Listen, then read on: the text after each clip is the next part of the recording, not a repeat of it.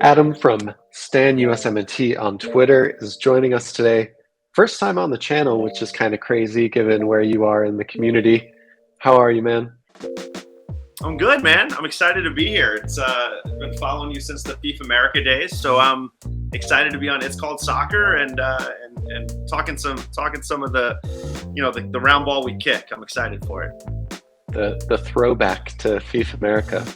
In Oh yeah, in 2 or 3 years, or at the 2026 World Cup, only the OGs will really the know. real yeah. I remember the first time I think I really was aware of your account was you did like an awesome Scally multi-video breakdown that I loved. It was like a tactical video on how Scally was playing. Like it was the beginning of the Scally days too. So yeah. Yeah, man, I'm excited to get back to the scouting reports a little bit, especially during the World Cup, breaking down the games. But I know that's something else that you like to do on Twitter. I'm always curious, what is stopping you from making a YouTube account or doing some type of other content? Because your breakdowns are awesome on Twitter and they're very digestible, like very short, understandable. What's stopping you? Uh, Time. Really, yeah.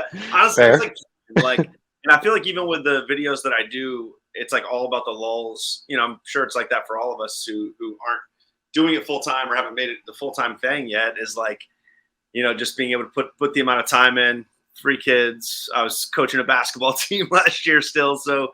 But yeah, it's something I'd like to do. I'd like to go. YouTube allows a little bit of a longer form, and sometimes I feel super constrained by Twitter. Mhm. I feel like I can't go quite as nuanced as I want. But yeah, it's definitely something that's on the docket. Like starting a YouTube channel.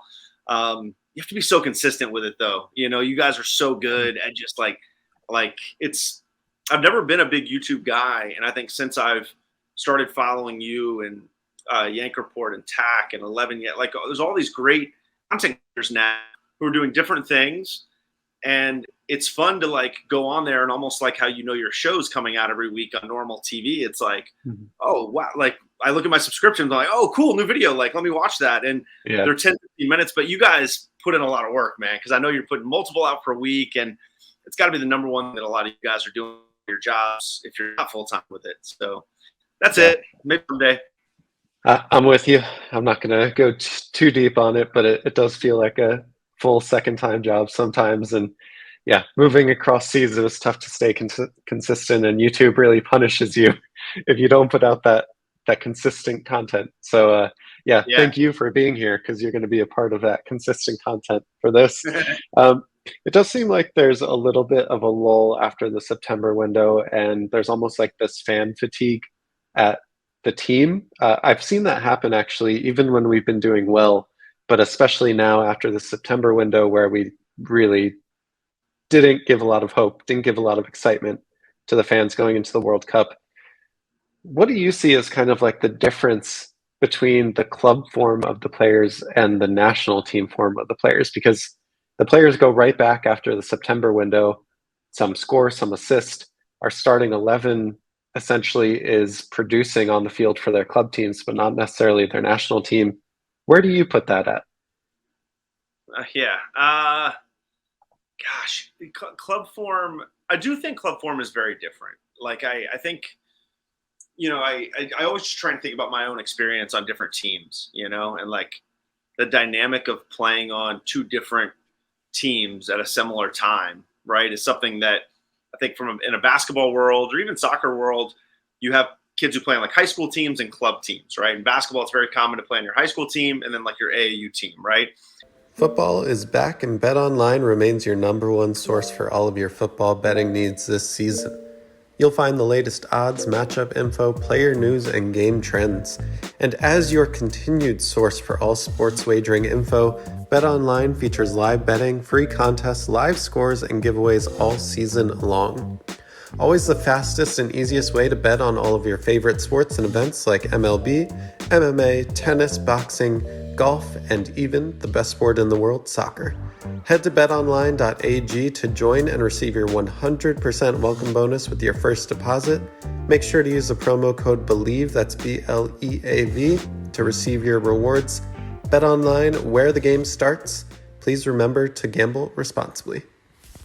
And so I just try and think back to, when I played, but even like guys that I recruited or guys that I know, and seeing how different some of them were, right? Like I'd go watch a kid we were recruiting on their high school team, and good high school team, is probably a little bit lower level than a good club AAU team, Mhm. because it's, AAU team's going to be made up of a lot of the best players from different high school teams.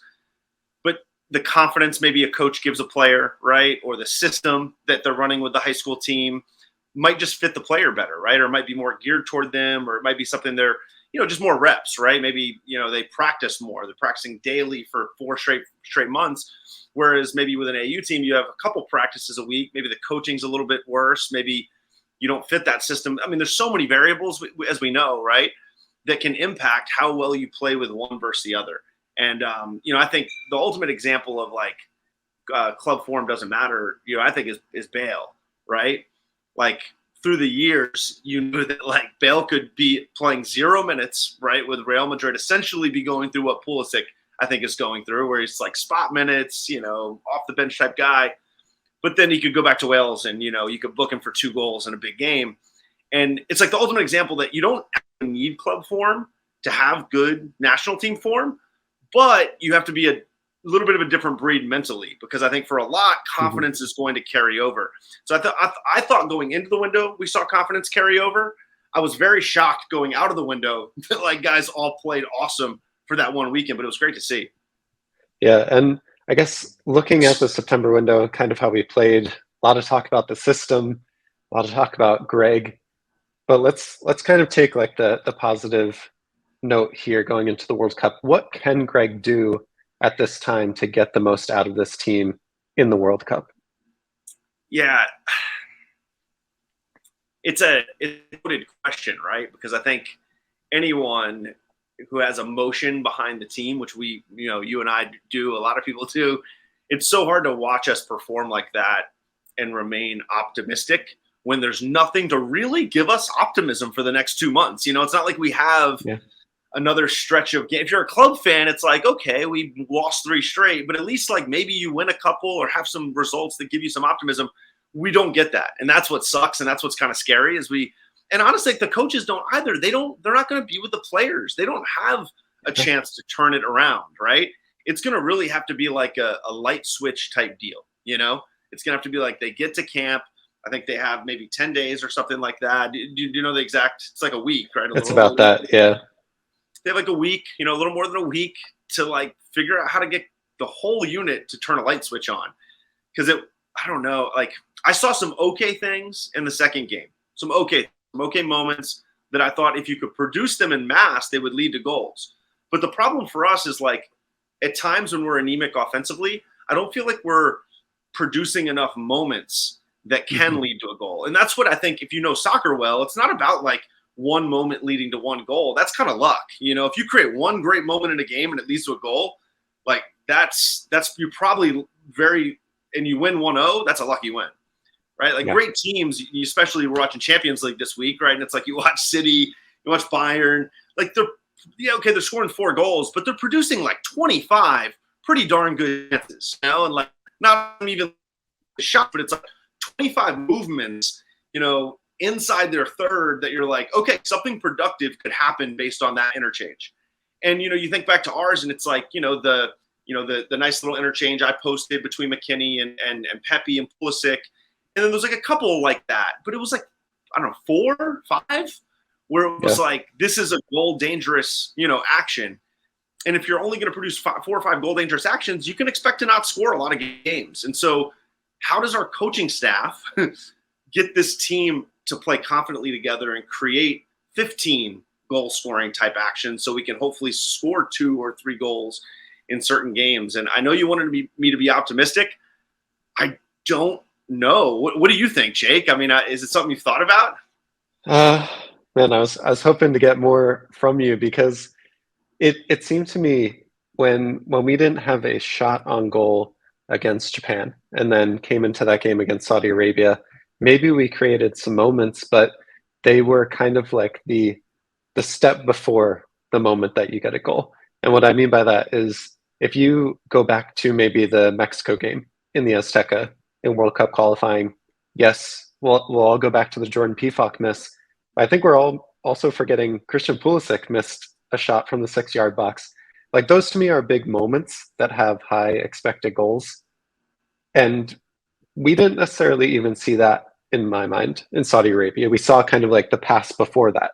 But even I think the triangle passing that you have put out, that was deemed offside or we got a corner kick out of it. So it's things like that that kind of we see, 2 steps forward in the Azteca and then 3 steps back in these September windows. So maybe it's not necessarily optimism that I'm trying to take from the September window, but more of like there is still time to change something or potentially for Greg to simplify something. What are your thoughts on that? Like maybe not optimism, but what can actually push us forward to have more success? Okay, I'll try and be optimistic. So we did And you actually don't have to be. legitimately see Greg in halftime of the Mexico game. I thought we made, this is the home game, I thought we made a very stark change. I thought it was like super noticeable in the first 10 minutes of the second half. I was like, oh, we're really not trying to possess as much, like a little bit, but you could see very noticeably we were, just playing direct or like, getting rid of it when Mexico was about to put us under. And then we got into this whole thing that like I think can be our identity. I'm excited to kind of talk about it more.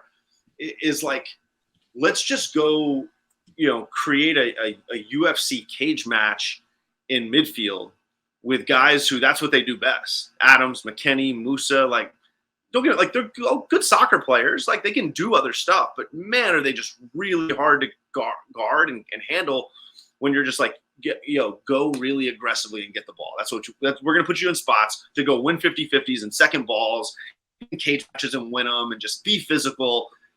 And so I saw him. It was a really drastic shift. And I thought we went from trying to play like the Greg system in the first half, right, and play through and high press. And honestly, we got lucky that we weren't down 1 or 2-0 at half. And then I thought we came out in the second half and just dominated with a little bit of a different style. And it wasn't that drastic. It's not like we weren't possessing at all, but it was definitely a noticeable change. And so to me, that's what we can do is especially if he's committed to playing these center backs, right? A lot of talk about the center backs. If he's committed to playing these center backs, and I think Turner's forced himself in my opinion. I just think we need him. I don't think we have any other reliable shot stopper, and we're going to need to stop shots. But one of his weaknesses is you're not going to get a guy who's going to, in a very pretty way, play the ball around the field. So we need to play more direct. And that's something that's not an original thought, but we can do that. He can do that. He can get us to do that. He needs to be intentional about it right from the jump of those 10 days. And even if it's not like we're all in, we're only going to play direct. It's like, hey guys, 2 different styles here, and we're going to shift in game between them. And we're going to have signals where even mid-half we're going to be able to do it, because that's something we haven't seen Greg do a great job of either, is like make a mid-half adjustment. It's always halftime adjustments.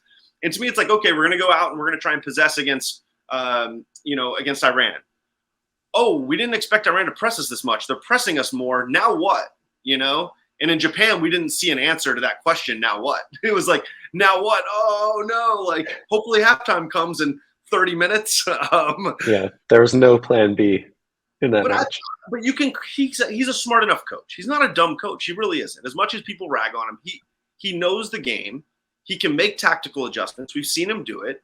He needs to now look at it and hopefully see that like he can't be rigid. And he's got to have, and maybe plan B against Wales is something totally different and it's something else. But you said it right. He needs to put the plan B in motion and he needs to work on it for 10 days so that we have plan A, plan B, and maybe even plan C at times. Yeah. So let's talk a little bit about how you would line up then. Like if you were Greg and you were looking to build maybe a plan B or maybe even a plan A, is it in your mind that there is like a complexity issue? Do we need to simplify how we're playing? Is there a specific way you would try to line up the team, like really start to lean into that warrior mentality in our midfield domination? Like to me, that's kind of where I see our superiority in this group. Maybe not against England, but definitely against Wales and Iran. Our 3 midfielders, whether it's Musa or someone else, Tyler Adams and Weston McKennie should still be able to get the job done against those teams. So how do you think we should line up? Do you have a preferred formation or a tactical style for this team? Yeah, and I think at this point, unfortunately, it's going to be hard to make any sort of like start shifts. But I've been on this train for like a year, And I've been meeting more extensive together surrounding it. But I really think that I think our best identity would be playing um, Atletico Madrid, Diego Simeone soccer. Mhm. I really do, and it's a really unpopular answer in our community because I think a lot of people want us to be playing the beautiful game, and they want, you ask the dream manager question, right? That's like something that floats out every Yeah. once in a while, and you see like Pep or Klopp and to me, I'm like Simeone. Like when I look at our pool and I think a lot of people treat this as disrespect, right? But like Atletico had incredible players, right? But I think what Simeone knew, and I thought he was so smart. I was obsessed with those teams because he's brilliant in that. Okay, yeah, we have great players, but we don't have Real Madrid level players, and we don't have Barcelona level players. And he created an identity that could shift whether or not if they were playing a bottom five team in La Liga, it actually shifted a little bit. He didn't give away possession quite as much, right? And he didn't, just sit as compact, right? There were different modes of play within the system, but when he was playing Real or he was playing in a Champions League semifinal or final, they had an identity that could win against that opponent. And I've always been a proponent, and I do a lot of basketball analogy because that's my former past and background. But I think like the good mid-major teams that make runs in NCAA tournaments, they create identities that can play against Duke, right? You don't Yeah. often see teams that like press and play really fast and try and do things that the best team in a mid-major. So like when you're a mid-major team, you're like, okay, we're the most talented team in our league. So let's play this pressing style or a style that can dominate our league. But the problem is you get to the tournament and you go up against Kentucky, that doesn't work.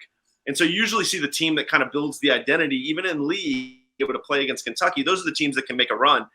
And I've always thought we should try and be that mid-major team who, can shift our style in conference, right, in CONCACAF a little bit to dominate some lower level opponents, but we have an identity that'll work against France. So I hope that kind of answers the question. Like I would definitely play more compact. I would play more old school U.S. soccer. Oh my gosh, shocking, right? Oh, don't say that. But we have talent on the counter now. So like way more talent on the counter, and we have way more talent in our possession moments. So I think we'd be way better at it. I think we'd look a lot more like Atletico than we do, the 1994 team. Yeah, I mean, we beat Spain. We took Brazil to the brink playing a 4-4-2 counter, and that's exactly the way that Atletico Madrid plays. What I love about Madrid's teams is that people are scared of them. Even though they play that way, Simeone and his teams inject fear no matter who they're playing. Anyone who comes up against them knows that they can win that match and just bully the other team, no matter the style and the tactics. You mentioned some of the mid-major teams that are coming from college basketball. I know that's a lot of your background as well. If the U.S. men's national team were in college basketball, what team would they be? And does CONCACAF have like a conference that comes to mind? Yeah, I did a less thought out tweet version of this, just kind of messing around after there was some kind of back and forth about what kind of coach Greg is, who he compares to. So I was trying to like compare the whole situation. I came up with a good one for you today, though. I think that I'm going to break all of the kind of all of our regions in the world into kind of the sections of college basketball. So high major is UEFA and CONMEBOL, right? I think those are kind of the high majors. That's the ACC and Pac-12, Big 12, like all big, high major college football, college basketball. Only two, in my opinion, would fit into kind of. I think that Africa, Asia, and CONCACAF would be kind of like different tiers of mid-major. But I think those are mid-major, and then only the Oceanic region is the bottom. They're like the low major, in my opinion.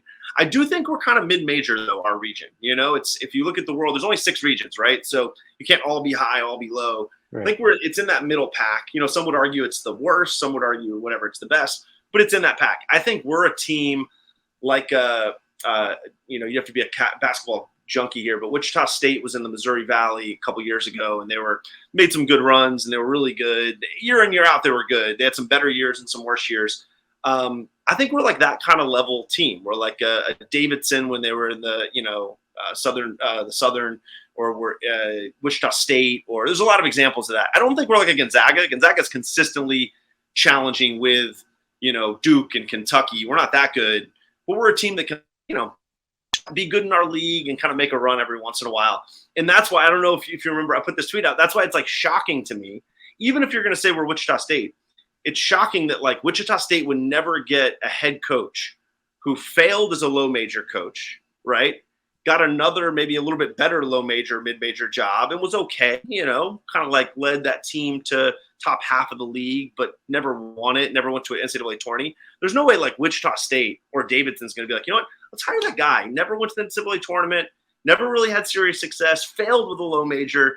And that's why the Greg situation is so weird if you like know coaching in other realms. It's like, how does he get that job when you actually look at it?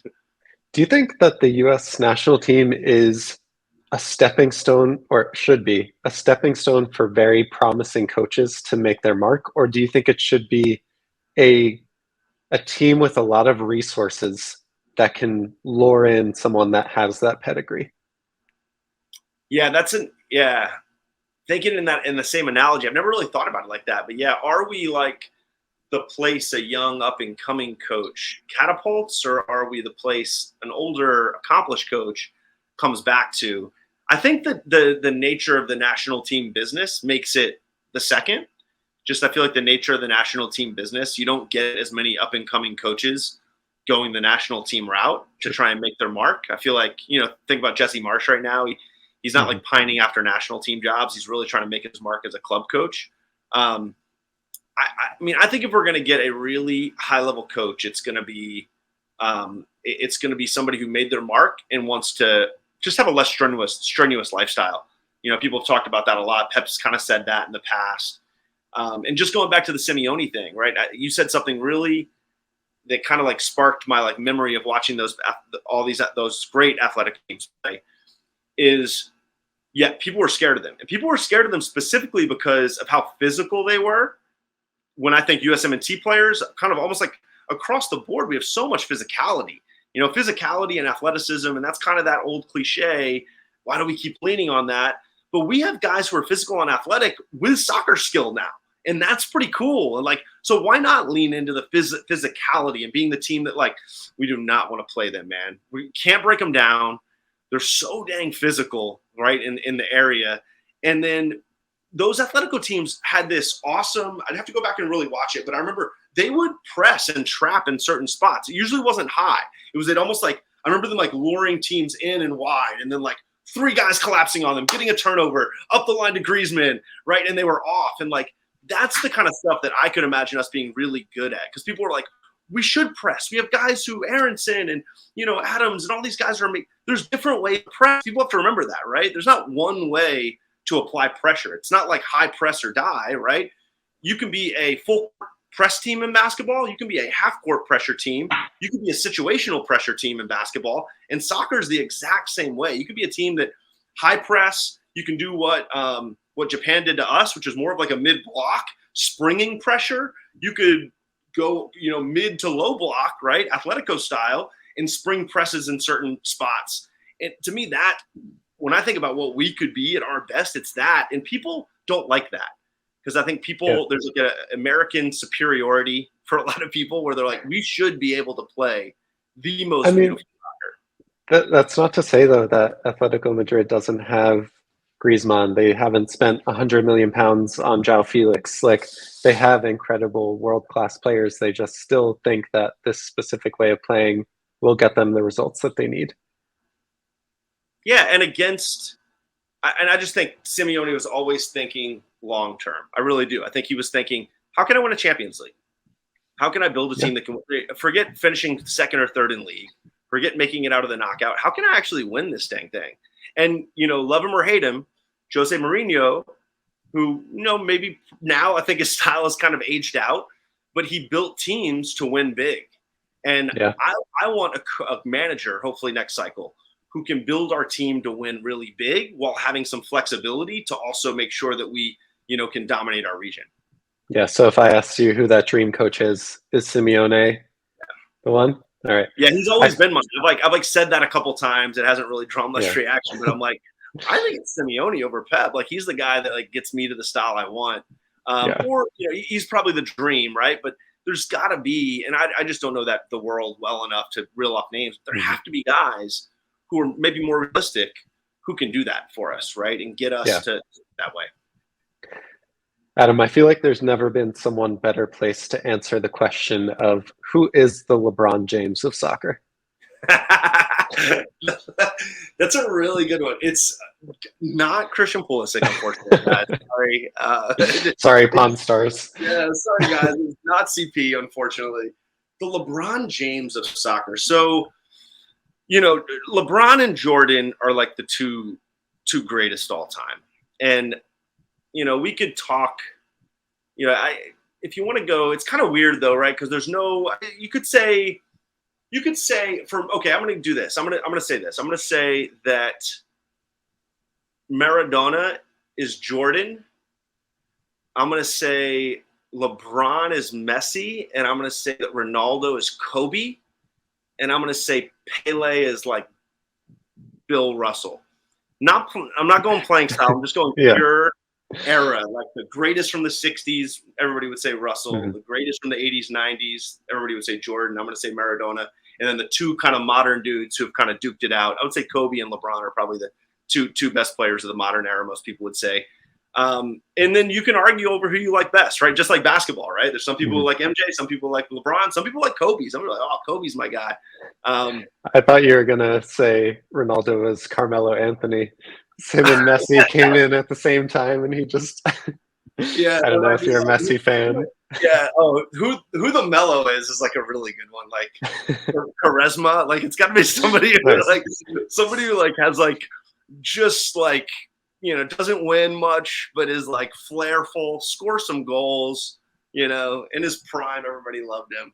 Everyone was just as excited about him as they were Messi, and then after a year, they were like, "Yeah, not on the same level." Sorry. Yeah. All right, Adam, Yeah. bring Hey, us home. Jake, do Yeah, you mind if I ask you a question real quick? yeah, of course. How do you think this World Cup's going to go?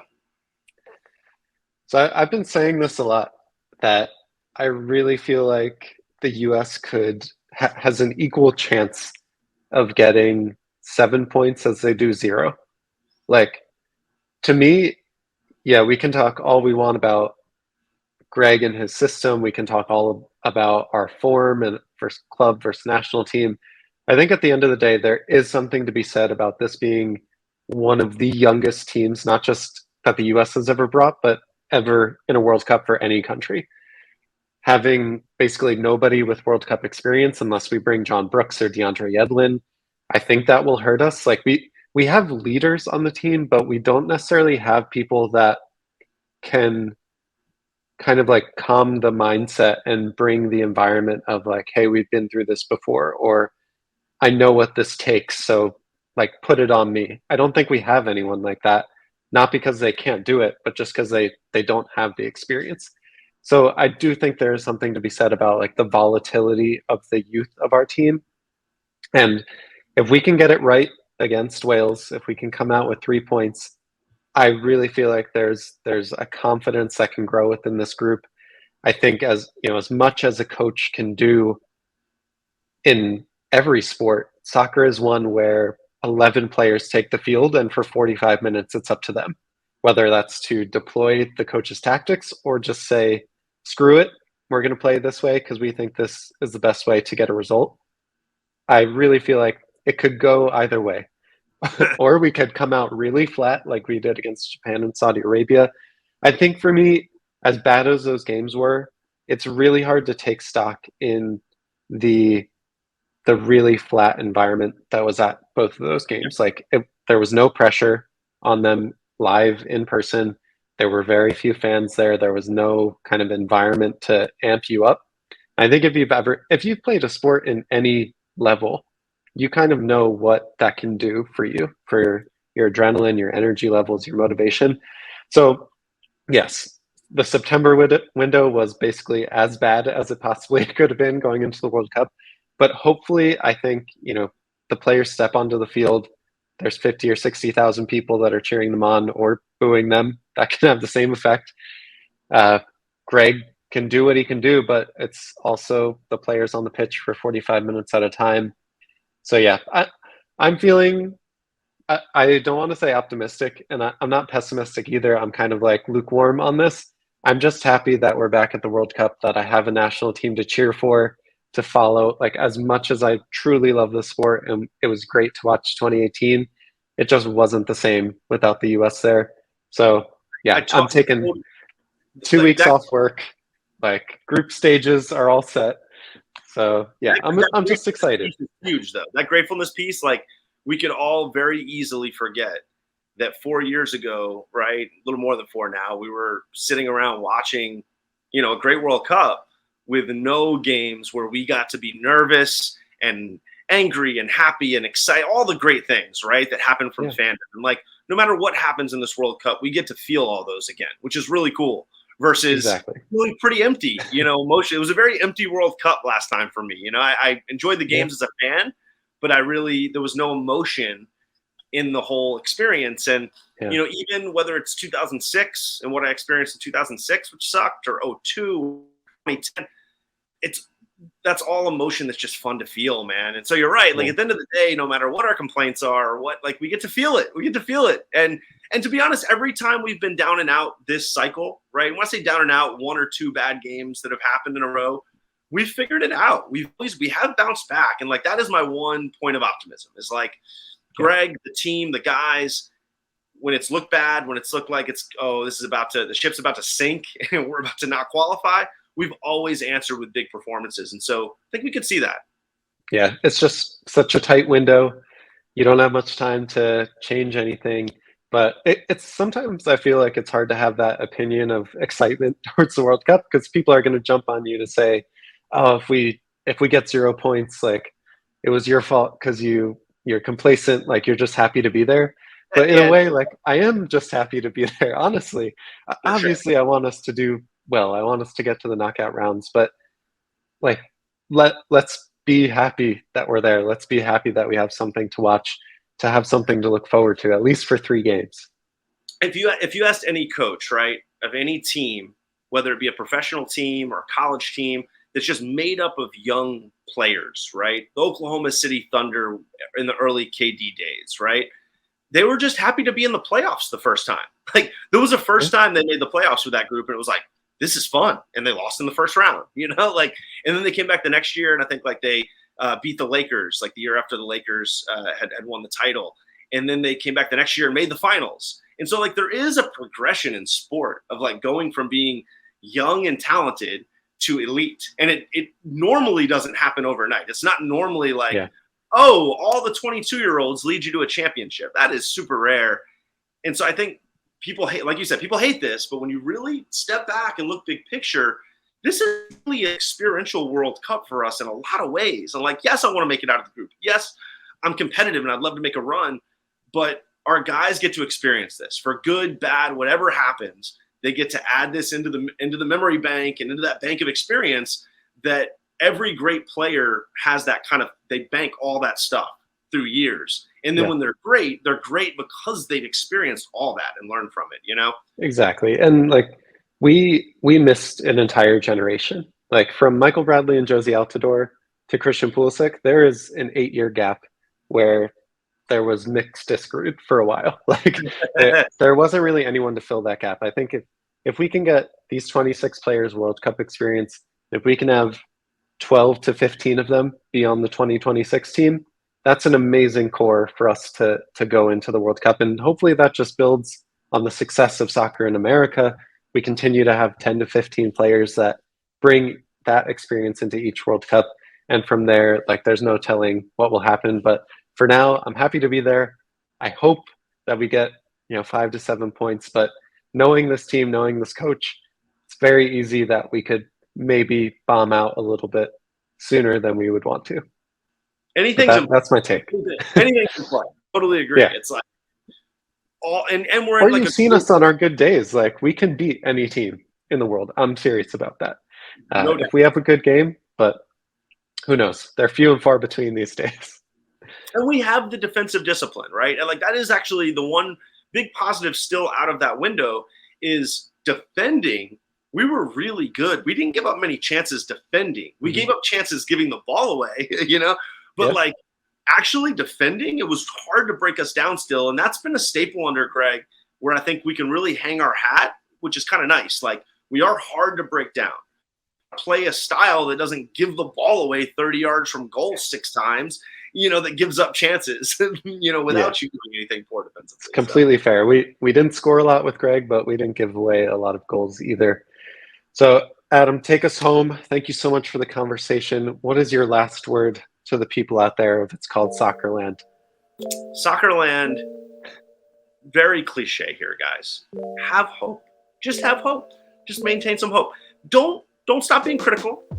Don't stop fearing it, right? Because I think when you're a fan, that's it, man. You're going to have this mix of fear, and I have it a lot of days, and I tweet out things that are fearful, and people are like, stop being pessimistic. And I'm like, man, I'm just being honest. This is what I'm feeling today, Like, you don't have to stop feeling that, but remember on the other side, there's hope. Because in a one-off event like the World Cup, anything can happen. We've seen that, right? And so we just need our guys to figure out how to get in good form and come in firing. And no matter what the tactics are, if you can get 11 guys together, hope is always alive.